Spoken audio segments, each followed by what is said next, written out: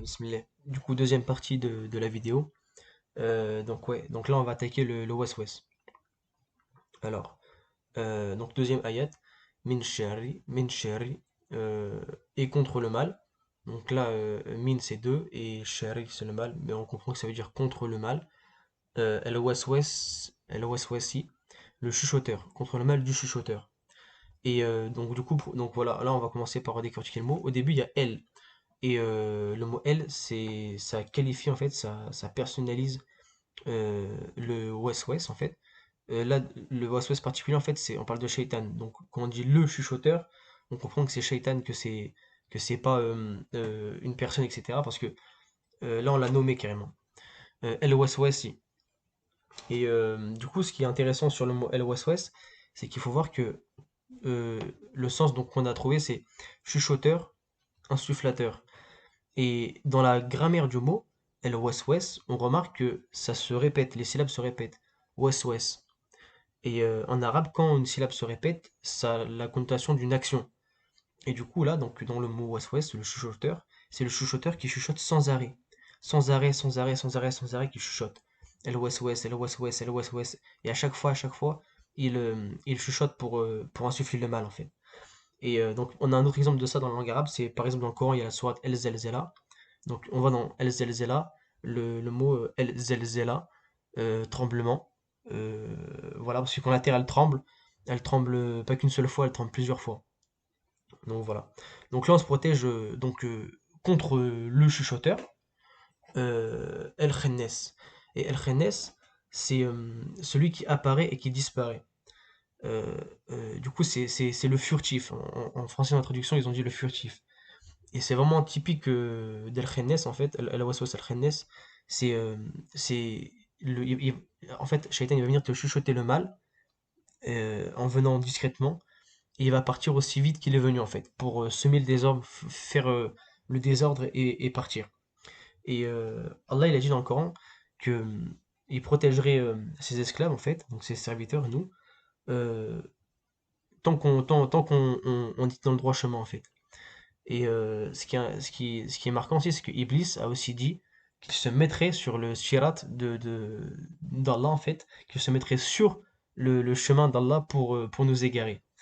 Donc ça montre à quel point euh, le West-West est présent, en fait. Iblis a fait s'est fait une mission, en fait, de nous égarer. Voilà, donc du coup, donc là c'est pour le West-West. Ensuite, الذي يوسوس. Donc là, on a vu que le chuchoteur, c'était Shaitan, en fait, celui qui chuchote. الذي يوسوس, celui qui chuchote, là, c'est son métier, en fait. C'est sa occupation de tous les jours, il chuchote. Et là, يوسوس, c'est un verbe au présent en arabe. Et ça implique la répétition, encore une fois. Donc on voit, c'est très présent le fait que le West-West s'arrête pas, en fait. C'est sans arrêt, sans arrêt, sans arrêt. euh, le, le West-West qui chuchote, qui vient pour semer le trouble, etc. Fi, donc qui chuchote, celui qui chuchote dans Sudurimnes, dans les poitrines des hommes. Et on voit que là, du coup, Allah a décidé d'utiliser le mot poitrine.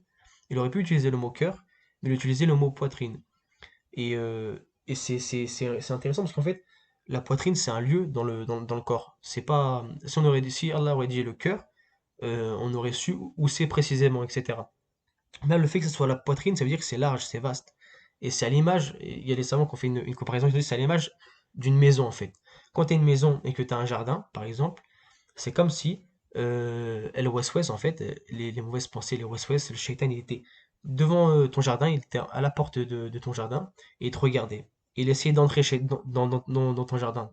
Et toi, du coup, tu le vois arriver dans ton jardin et du coup, tu fais des actions pour le contrer. Et du coup, lui, sans cesse, il part et il revient parce que c'est son mot, c'est son attribut, El Khennes, c'est dans sa nature. Il part, il revient, il part, il revient, il part, il revient. Et toujours sans arrêt, sans se lasser et pour venir te souhaiter le mal en fait. Et c'est comme si donc il est toujours en train de te souhaiter, donc toi tu lui dis à chaque fois de partir, mais il se lasse pas, il revient, il revient, il revient, jusqu'au jour où eh ben, tu oublies de te protéger et de te protéger contre lui en fait, et que tu le vois se retrouver en fait à rentrer chez toi carrément, à ouvrir la porte de la maison, parce que petit à petit quand toi tu le fais reculer, le jour où tu oublies, et ben lui va en profiter pour avancer forcément. Et du coup, ça nous montre qu'en fait, qu'il faut qu'on soit tous les jours dans l'optique de se protéger de ça et donc ça revenait au mot du djihad nefs, le combat de l'âme en fait. Ça prouve que tous les jours, c'est un combat contre nous-mêmes qu'on doit faire pour se protéger de notre propre comportement qu'on peut avoir nous-mêmes envers les autres et envers nous-mêmes en fait. Parce que on peut se perdre dans le West-West.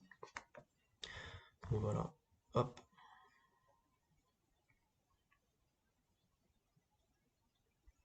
Et là, du coup, on voit que c'est dans la suite du verset. Donc Allah nous demande de nous protéger contre, nous dit de nous protéger contre le West-West. Et il nous dit mine et contre aussi. Qu'il soit, par contre, pardon, je me suis trompé, et qu'il soit djinati, un djinn, ou un nes, ou les hommes. Et donc là, on voit encore une fois que le West-West, l'homme en fait peut influencer peut être influencé par le West-West et faire des West-West aux gens. Mais l'homme, il va être influencé par un djinn, d'abord. C'est le djinn qui va créer la mauvaise pensée dans la tête de l'homme, qui lui va venir mettre la mauvaise pensée dans la tête des hommes. Donc voilà, donc ça peut être deux types de profils, soit le djinn, soit un homme en fait, le West-West. Un truc intéressant aussi, c'est que dans le Coran, on commence la sourate avec la sourate al-Fatiha, comme tout le monde le sait, avec la sourate al-Fatiha. Et dedans, du coup, on termine avec la sourate en demandant, en faisant une dua en fait, en faisant une invocation.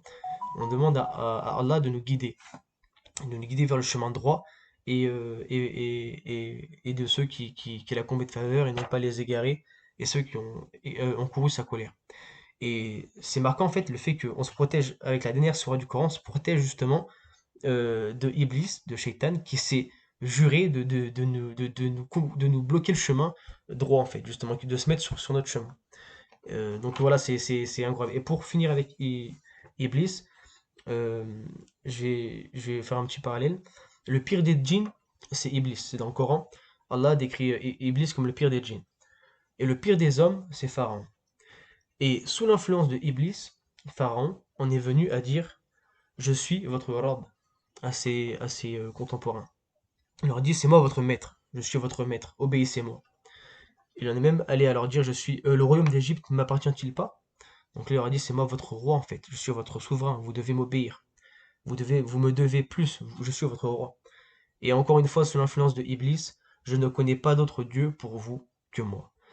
Subhanallah, Pharaon, en fait, sous l'influence d'Iblis, il en est venu à faire des choses extrêmement graves. Et on voit la graduation dans les degrés. Au début, il dit je suis votre maître, ensuite je suis votre souverain, puis enfin je suis votre Dieu. Et c'est typique du West-West.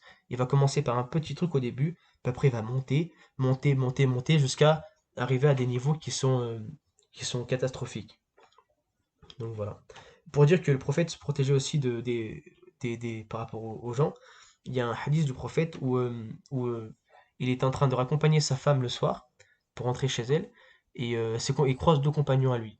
Et avant que ses compagnons parlent, le prophète sallallahu alayhi wa sallam leur dit: Je vous jure par Allah que cette femme-là, c'est ma femme, et il l'avait nommée. C'est ma femme, celle-ci, nanana. Et ses compagnons, ils ont été choqués. Ils se disent: Mais bien sûr, messager d'Allah, on ne va pas te demander des comptes, etc. On va pas, tu ne dois rien, etc. En gros. Et, euh, et le prophète leur a dit que le West-West coule dans l'homme comme le sang coule dans les veines. Donc c'est pour montrer à quel point on est perméable au West-West. Donc voilà.